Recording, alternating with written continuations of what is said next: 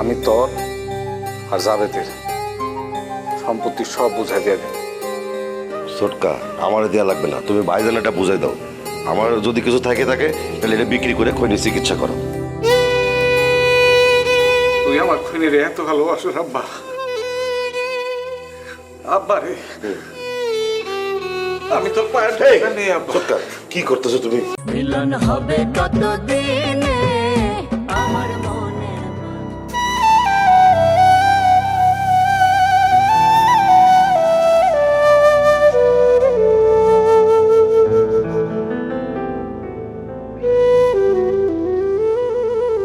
Ashraf doctor কি বলছে?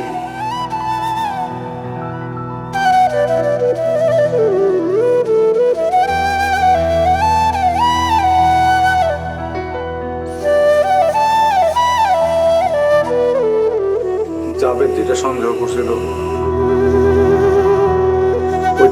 কি? আমার মায়ের লিভার সিরোসিস হয়েছে। ই আল্লাহ, এই রোগ আবার কিভাবে হইলো? ফ্যাটি লিভার থেকে এটা হয়। মায়ের লিভারে কখন এত ফ্যাট জমছে আমরা তো বুঝি না। এটা এখন কি করবো কি? আমার তো আবার গ্রামের বাইরে যাওয়া নিষেধ। হোক নিষেধ, তুমি থানায় যে খৈনির কথা করলেই তো হয়। দিব আমারে চাইতে? অবশ্যই দেবে। ওই যে খৈনির প্রেসক্রিপশন দেখাবা, তারপরে টেস্ট রিপোর্ট দেখাবা, তাহলে তো ছাড়বে। বাহ, তুই আমার লগে যাবি? কি কও ছোটকা? অবশ্যই যাবো, কেন যাবো না? না, তোর বাইরে যাইতে কইছিলাম আমার লগে।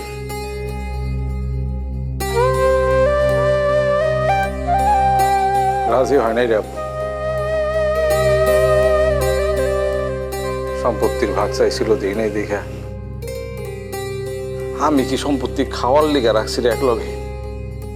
আমি চাইছি তুই জাবেদ আমরা সবাই একটা জায়গায় থাক। জাবেদ তো সেটা বুঝবো না ছোটকা, ভাইজান যেহেতু বুঝতেছে না, তাহলে এই ঝামেলাটা মিটাই ফেলে দাও। কেউ যদি একবার মন থেকে উঠে যায়, তার কাছ থেকে আর কোনো কিছু পাওয়ার আশা করা ঠিক না।